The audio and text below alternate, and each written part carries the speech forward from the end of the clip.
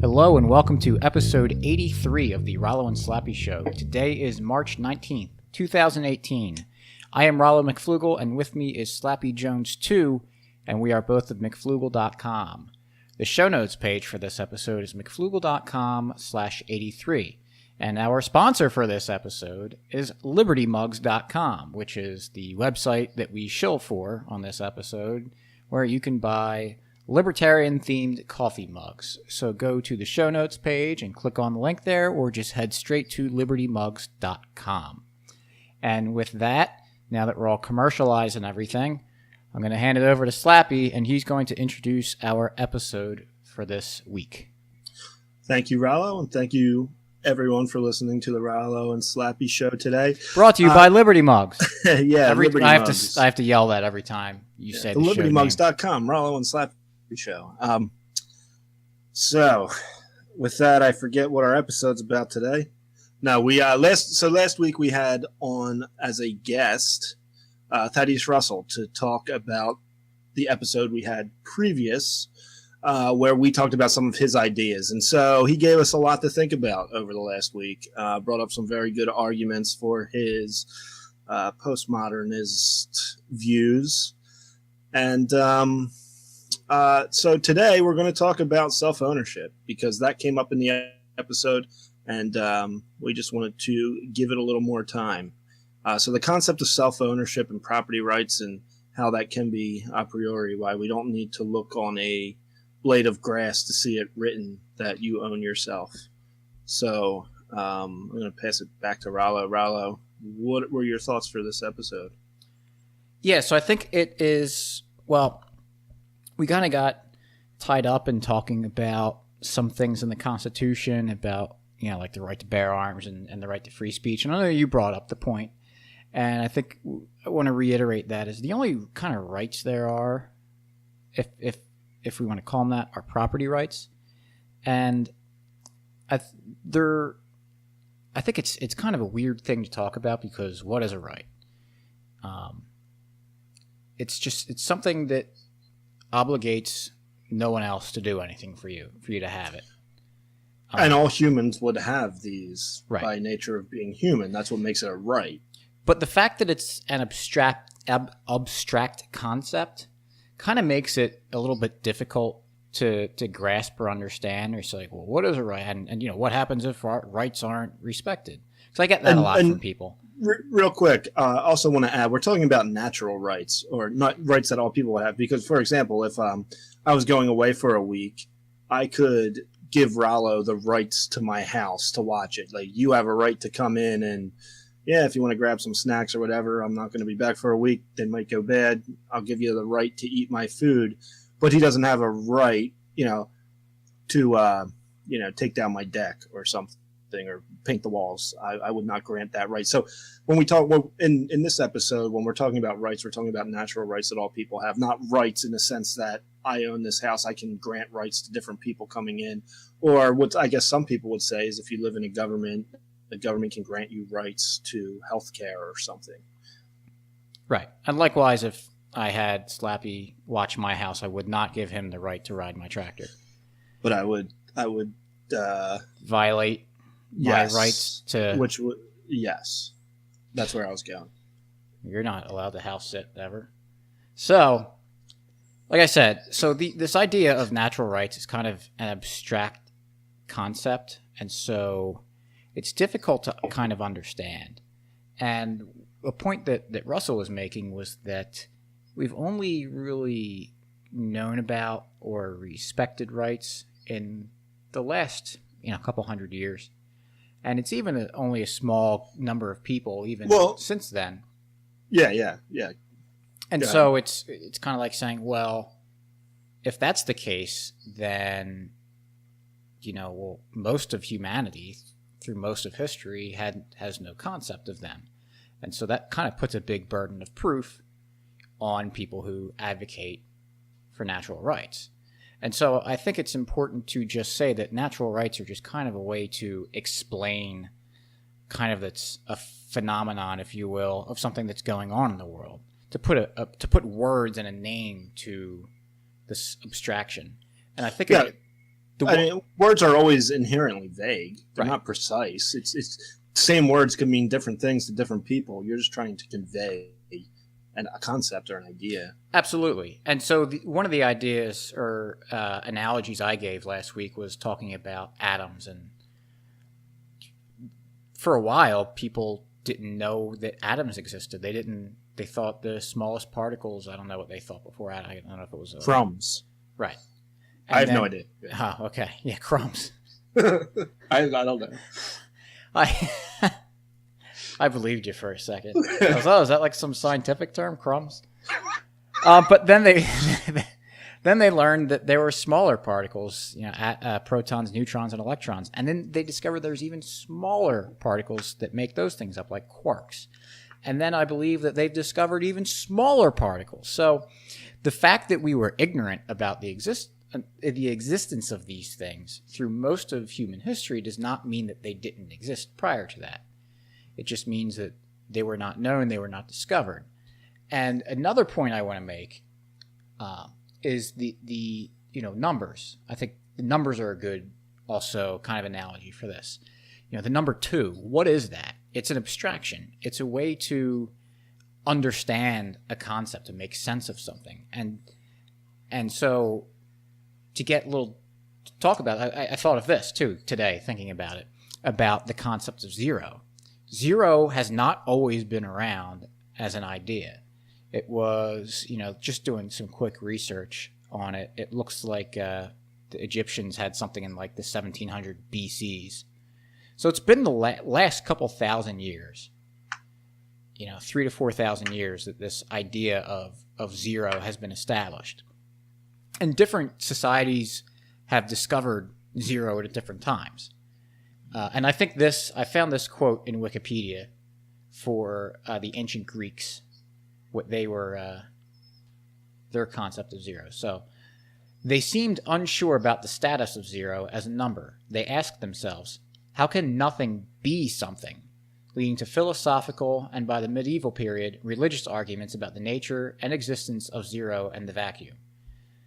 So I think that's kind of important, that it was like they didn't know. They argued about it. It was really a philosophical concept, something that we take for such granted today. Yeah, I was going to go there because I have young kids and they all know what the number zero is. They all get it. If I take 2 from them, they have 0.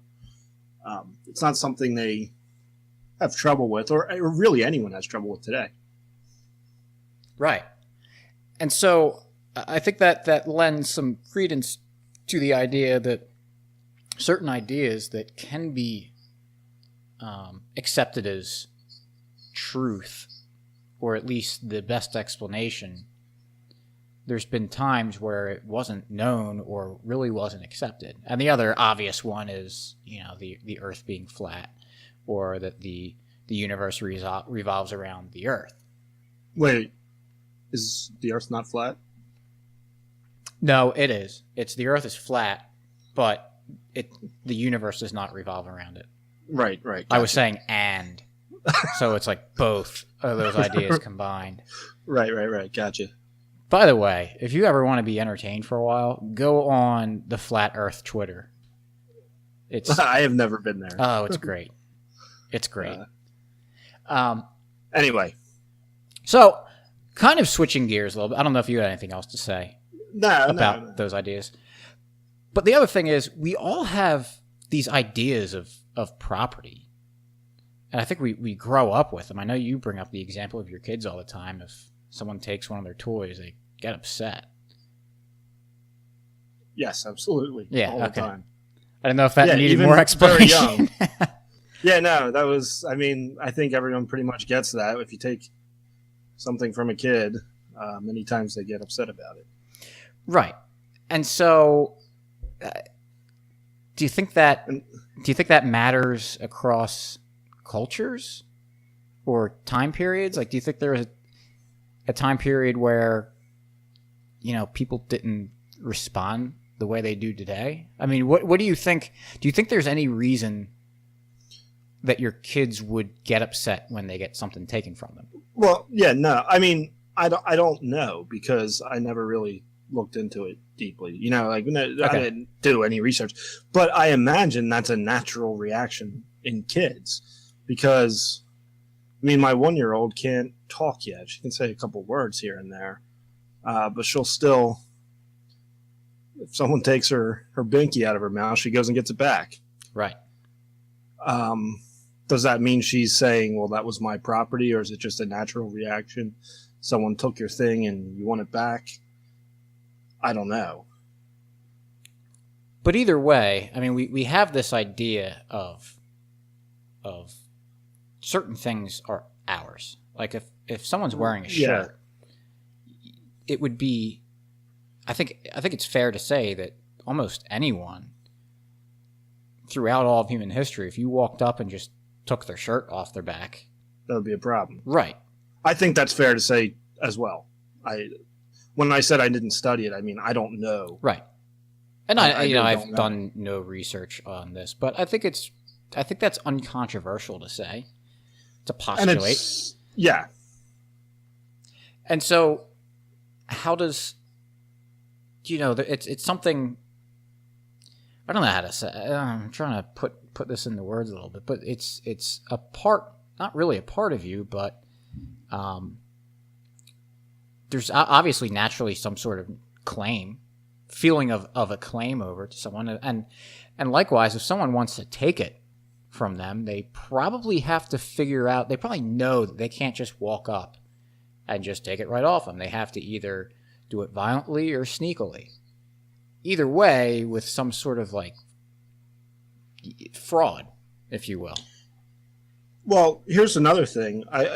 It's on the same topic, but Thaddeus Russell said the concept of property rights didn't exist before John Locke. Like nobody, I guess, articulated it as saying you have a right to property.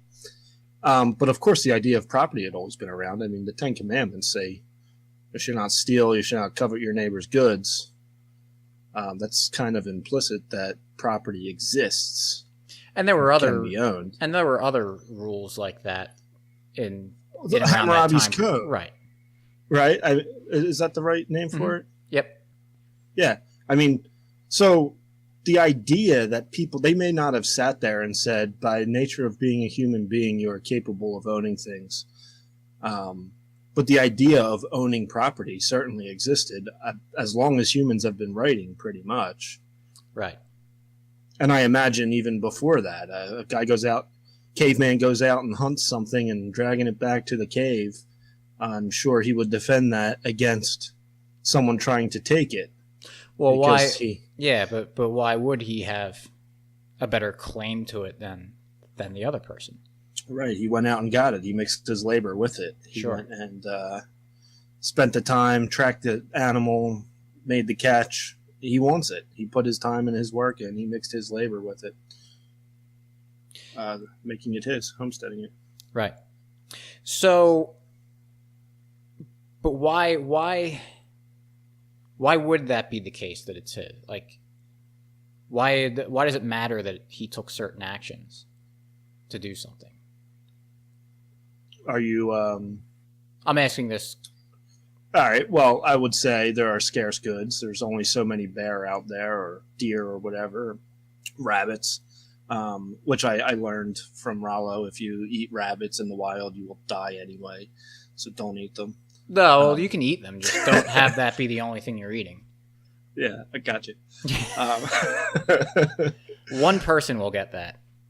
Yeah, that's true. Only one person will get that. Hopefully he listens. This is how we'll know if he listens to our Yeah. podcast. You can't lie to us. Anyway, we have scarce goods. We have to allocate these resources. If he didn't have a better claim to it, anyone could fight over anything and kill each other. We have to figure out some way to settle this. And so it's important that someone has a better claim to something so we can exist in the society, live together with each other peacefully, and, we could go on from there. Right. So I'm trying to. I realize it's actually a little more difficult to work backwards from this. Yeah. Well, because I don't know. Maybe just cut to the chase. What answer were you looking for? No, I mean that was fine, but just getting to the idea of what we said we were going to talk about is self-ownership. Right. Gotcha. So, because I think that you can come to other conclusions once you establish the idea of self-ownership. And so the question is why do you have the right to your body over someone else? Yeah, and this was something we brought up in the episode with Thaddeus Russell, because I said, well, you own yourself. And he said, do I? I don't have the same, I can't sell my mind, my thought. I don't own my thoughts. I can't sell them. Although he is an author, so. He's not selling his thoughts. He's selling words on paper, yes, I guess. Yeah.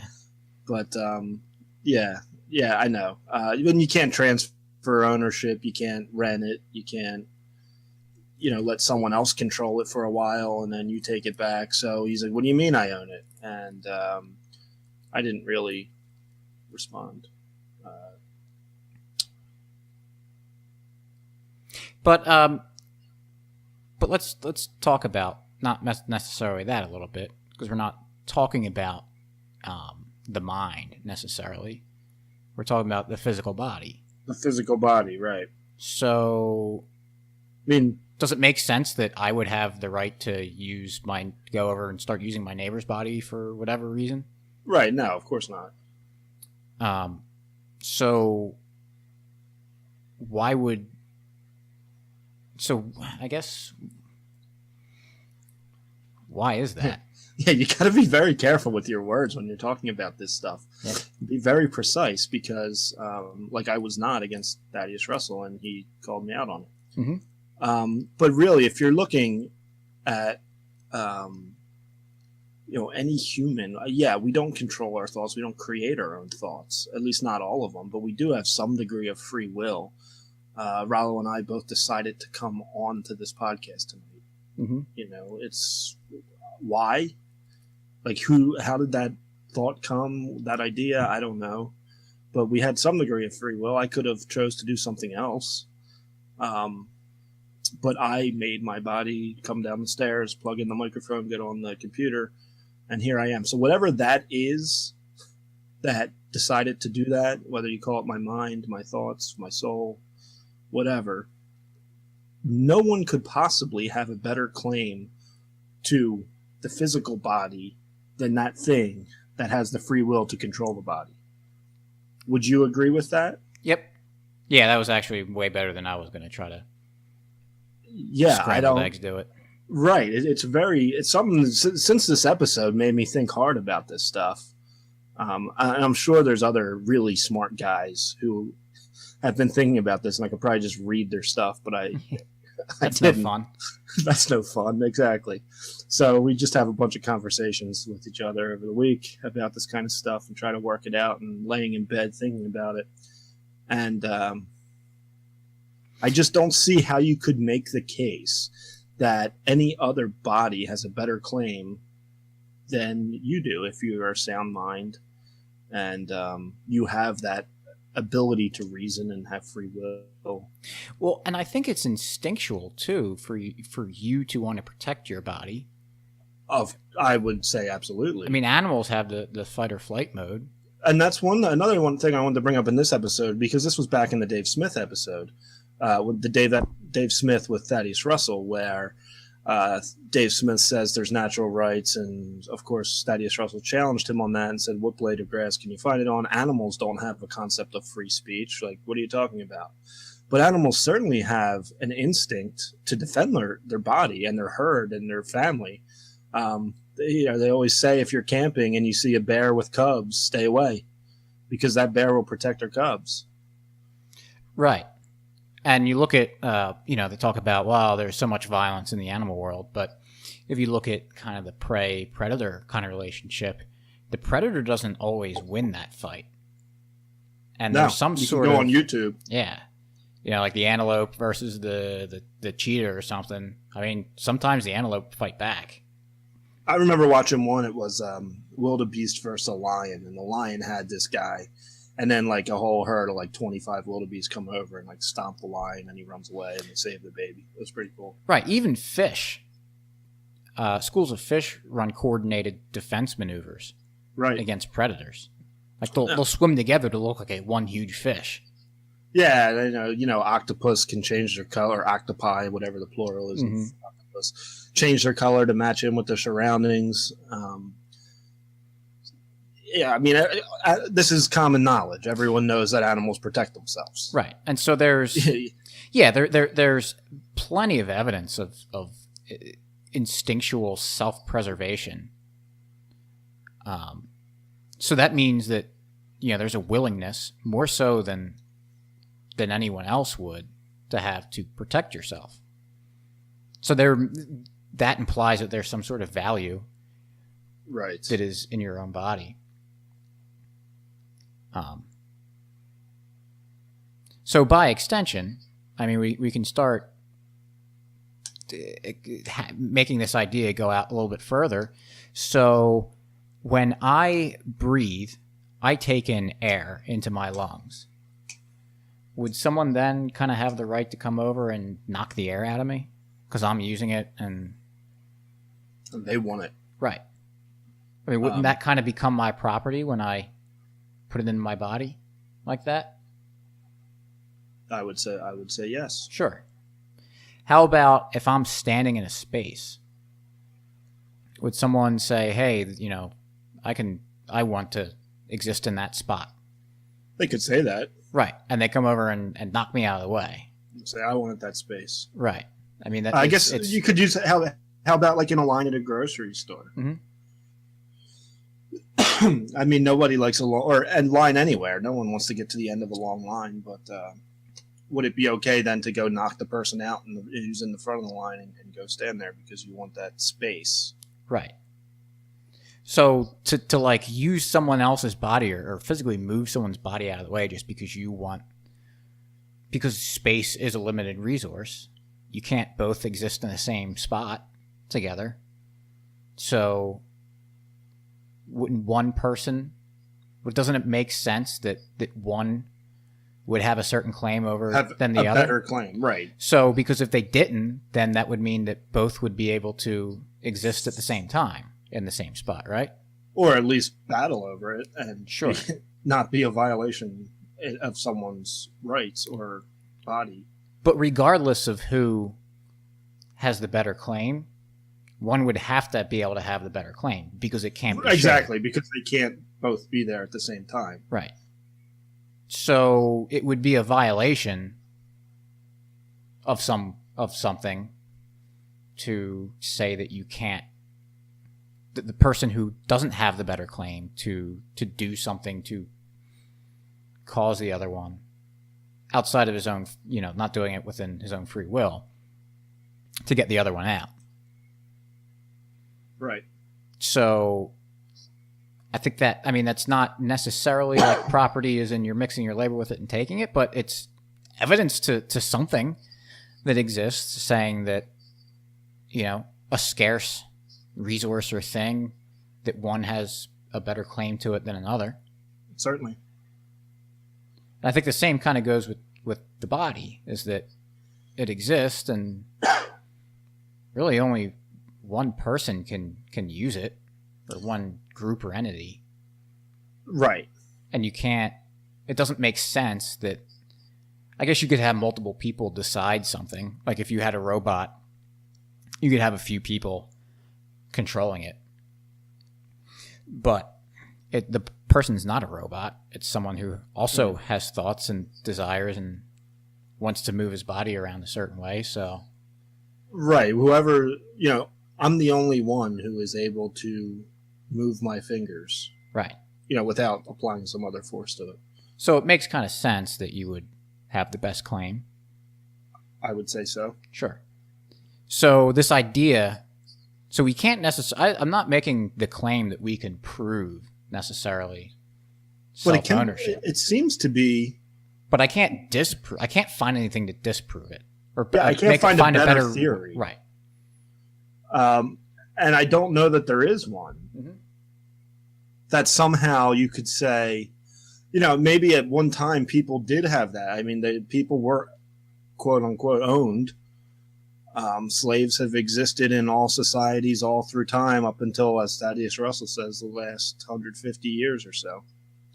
Well, thanks to Hillary Clinton, they're still in Libya. Well, yeah, that's true. But go ahead. But I mean, even officially, and I don't know all the details. I know there was an open slave market. I read that. I read an article on that. But Mauritania was the last country to outlaw slavery, which I believe is in West Africa, right? And that was in the early 1980s, and they were the last officially recognized country to outlaw slavery. Now, we're all libertarians here, so could have some more nuanced arguments about slavery and Nozick's tale of the slave and all that. But officially sanctioned slavery is outlawed all over the world. Right. Well, it seems it's a slow recognition over time of that slavery is wrong, and you said like the nuanced libertarian view of it. I mean, there's still claims that we're slaves, and not in like the shackles and everything kind of idea. Yeah. But Google Robert Nozick's tale of the slave, and you'll see what we're talking about. But it's a slow process over time that we kind of undergo these discoveries, these renaissances, these changes in the way we're thinking. So there seems to be a trend in getting out of the slavery. So while we don't have the kind of the obvious, explicit ownership of someone, like when you think about slavery in the South and prior to the Civil War, there's still kind of versions of it that we're slowly eliminating over time. And even those slaves, if you read Thaddeus Russell's book, The Renegade History of the United States, he has a chapter where he talks about, at the time in I forget maybe 1800, obviously 17 or 1800. So I don't remember what year he was talking about. It's been a while since I read it. But there was no concept of vacation. The normal people, normal, average, everyday white folk working all day didn't have vacation. But the slaves who were owned would oftentimes take off in the woods for a week just to get off their feet and relax. And so where I'm going with that is, even though that they were officially owned by the state, or the state sanctioned, they had bigger guns, they could enforce this ownership, they still had some degree of self-ownership, where they would run away for a while and come back, and they would do their dancing and singing with each other, and whenever they had downtime. And Thaddeus Russell talks positively of that. I don't want to say the wrong thing that kind of get him in trouble. Not that we would, but it's a tough topic to talk about, slavery, especially today. But he talks about the culture that those slaves created, and still displayed self-ownership. Well, of course, he doesn't say that, but even while they were slaves in the United States, they would still take off and run away and talk about it and have feelings and opinions, and they owned themselves in one sense. Yeah, well, I mean, they created a very powerful culture, like extremely powerful, and there's still plenty of, I don't even want to call it remnants of it today, but it's still very strong in a lot of black culture today. Kind of the kind of gospel. I don't want to sound such like an idiot talking about this, but rock and roll and jazz music and rock and roll, and it all came. It has a direct line to that era, and it wasn't from classical music of Europe. Right. Exactly. So I'm not a historian on this, but a lot of good things came out of their culture. Mm-hmm. Yeah. So I think you have to acknowledge certain things that just are accepted by everyone, and you don't have to say therefore it's correct. I mean, there's plenty of things throughout history that have been accepted that turn out to be very wrong. Like, since we're on the topic of slavery, I mean, that's an obvious one, but if you drill it down, it you can obviously come up with reasons that slavery would be wrong. But with self-ownership, you get to a point where there's only one reasonable answer, or ownership of the body, because I don't want to beg the question, Right. Ownership of the body. There's only really one explanation that would make any sort of sense. That we can come up with now. Right. Yeah. And so that's why we say we don't have the proof for it necessarily, but there's nothing that's satisfactory that would disprove it. And even with Thaddeus Russell's argument where he says, I prefer to live in a society that has these things, I don't have to say it's right or good. Well, who is preferring? Right. And why does that matter? I mean, there has to be some kind of self-ownership there. Mm-hmm. Whoever is preferring to live in whatever society. It's not. Right, because I'm sure that, he did it with being a communist in the beginning. He took himself out of that. Right. He said, I tried to get him to say he found communism to be wrong. And I knew he wasn't going to say that. But he just said, communists stink, literally and figuratively. So I didn't want to be around them. I didn't like them. Well, who didn't like them? What didn't like them? Why did you move? You weren't forced there. You didn't have to stay there. There was no one else was controlling your head or your body to keep you in that movement. You obviously made some decision to leave for whatever reason it was. And that kind of displays a bit of self-ownership there. Right. Yeah, because there's purposeful action coming from the individual within the body. Right. Right. So, I don't know. Do you have anything else? Case closed. Yeah. I don't know. This is. Are we going to tough one vote talk again about. on? Yeah. Last time we won a split decision. This one will be unanimous. Nice. Yeah. So I don't know. Do you have anything more to add? No, just that it's interesting to talk about this. I mean, I know we kind of were lost words for a few seconds, and it's not because we don't think this. It's just because it's kind of difficult, and also did a weird way of. That's my fault. Just kind of did a weird way of going about doing it backwards. And it's really tough to articulate these concepts because, like we said, language is vague. Yeah, it's amazing how clear I had it in my head driving home from work today. Right. It's like, we know where we're going, and then whatever. One other thing I wanted to add real quick, and we don't have to go in great detail about this, but he said the concept of ownership, what does that mean? And talked about, the Indians didn't own land because they didn't, or the settlers said they didn't, no one owned it because they didn't mix their labor with it. They just lived off it. But I don't think that's, and he's a historian, but I don't even think that's historically accurate because there were a lot of treaties made and purchases made from the Indians with the colonies. And William Penn being one of them. Yeah, William Penn, and the famous story of buying Manhattan. So, I mean, there was the fact that they paid money, at least implied that they owned it or paid whatever goods, whatever they gave, traded with the Indians to build or live there.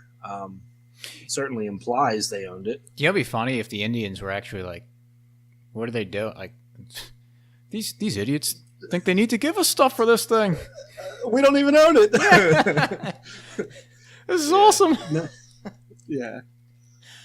And I don't want to try to say the early United States treated the Indians well. I know there's plenty of stories. Trail Tears and Andrew Jackson. We're not going down that road. But, I don't think anyone.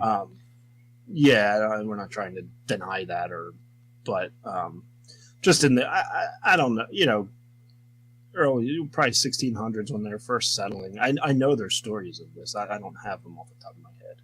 And I know William Penn in Pennsylvania was bought. So, for what it's worth. Yep. So let's do a free market success story. And let's do it.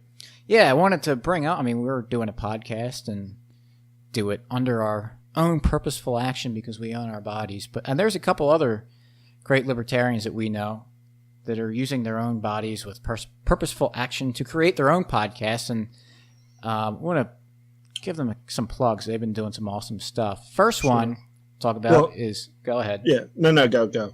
Is Mance Raider doing the Free Man Beyond the Wall podcast. If you have not gone over and listened to him or bought his book, Freedom Through Memedom, the 31-Day Guide to Liberty, I think is the whole title.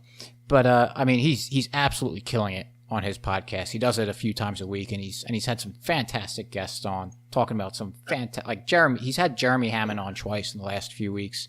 The first one being the history of Israel and the conflicts there, and most recently talking about vaccines. And I mean, I've learned so much in those 2 episodes. Just absolutely fantastic. And episodes where Hammond goes in and just is delivering facts that you can look up yourself. So it's not even, you're not asking anyone to make controversial acceptances of what he's saying, like subjective things. It's Just go look it up. I was actually blown away. I didn't do much on the vaccine episode, but his episode on Israel and Palestine,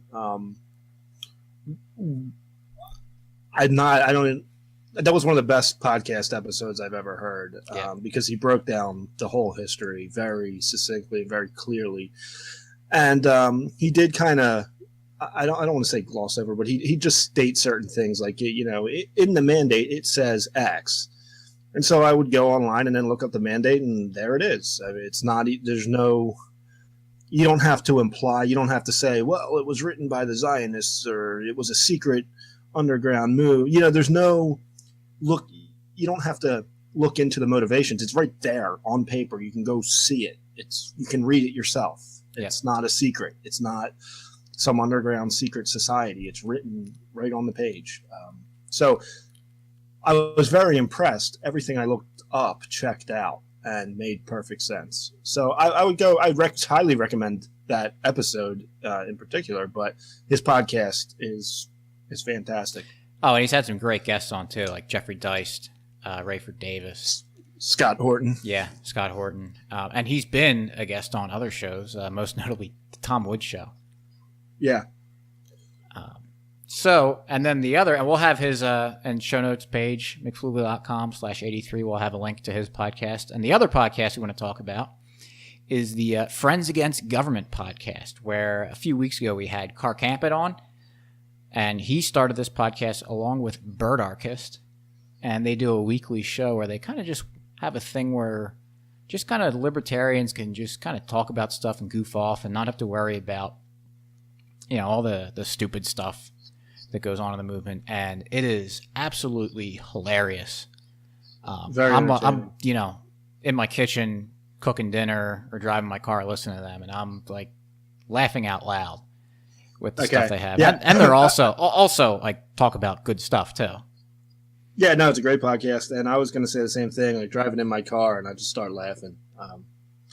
So, yeah, highly recommended. Yeah, and we have some plans. We're going to do some crossover episodes. We'll bring those guys on. Maybe if they invite us on, we'll go over there too. They are the number one podcast, libertarian podcast out there. That's true. So, I mean, Mance hasn't been on there yet. I mentioned he was on the Tom Woods Show, and so I mean, that's only the number 7 libertarian podcast according to Friends Against Government. Yeah. Yeah. Also, speaking of podcasts, I want to have you talk about your little spat with someone in the libertarian community. Wait, mine? Yeah. What did I do? You weekly calling this guy out. Oh, no. Every week you call him out. Oh, yeah. Man, I can't believe you forgot about this. Man. No, it's just become such a part of me. I don't think of it even as a controversy anymore. I'm assuming you're talking about the Part of the Problem podcast host. Yeah. Dave Smith, who, Thaddeus Russell manned up. He came on to talk, and Dave Smith, we're waiting for you. Yeah, so you will send your weekly tweet at him, calling him out like professional wrestlers. Yeah. And we'll see if he wants a shot at the belt. Yeah, you got to punch up, right? That's true. So I actually love the Part of the Problem podcast. Listen to it all the time, and hey, we would love to have him on. Yeah. But of course, I'm doing this tongue in cheek, and don't expect him to even see the tweet, let alone respond to it. So, hey, that's what we thought the last time, though. Exactly. You never know. Yeah, you never know. So the show notes page again is mcfluel.com/83, where you'll find links to the stuff we talked about, as well as ways to subscribe to this podcast on iTunes and Stitcher, as well as YouTube. Ways to follow us on Twitter and like us on Facebook, and also check out our sponsor, which is also us, libertymugs.com. We've got a bunch of mugs up. I'm trying to get a mug up every day. Trying to do a mug a day. Yeah, mug a day. And send us your mugshot. Yeah, and, hashtag Liberty Mugshots. I actually bought a mug and it came in the mail, and it's awesome. I used to drink coffee out of, and the coffee actually tasted better. Yeah, actually, that's probably true. Yeah. So, get them while they're hot and good and everything else. Oh, and if you that's the big important thing. I'm supposed to have this advertisement. The incentive to do it is that if you subscribe to our mcfluel.com email subscriber list, we will send you a discount to libertymugs.com. Yeah, so if you want to go grab a mug, you might as well sign up for the email list before you grab the mug, and then you get a discount. Yep. I mean, we're the same people, so we'll get your email address either way. Don't let them in on the secret. Yeah, but that's... Yeah. Actually, yeah, they could... Yeah. I mean, yeah, you're going to give us your email one way or another. You might as well get a discount. Right. Well, they don't have to, because it means we make more money. Yeah, that's true. Another Yeah, in fact, if you don't want to. Yeah. Be better for us. Yeah. No.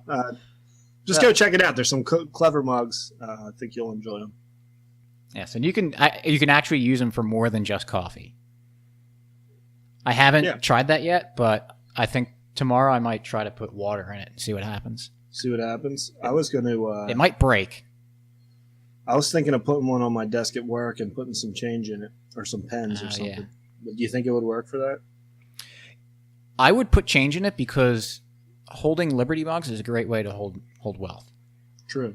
So, it's not a bad idea. Yeah. It's probably going to become the next currency. So you should really stock up. Get in early. Yeah. Get in early. Get a lot of them. It's the next Bitcoin. It is. Satoshi's vision. But this is actually physical and you can hold it, so it's even better. We can get all the normies in it. Yeah. Since that's their big... It's not magic. It's mugs. This has now become officially the longest ending of our podcast. Yes. I was just trying to make it a little longer with my delayed response, so... It's good. I've been having some headphone problems, so I thought maybe they cut out and I was scrambling for a second. Nope. Okay, so we're way past the point of ridiculousness, so I think it's time to end it. Yeah. So thanks for listening. Again, check everything out. Check out those other podcasts. Those guys are doing great work. Yeah, really. Trying to Dave Smith. Let's hear what you think of natural rights. See if Thaddeus Russell convinced you. Yeah. All right. All right. Peace. Catch you next week.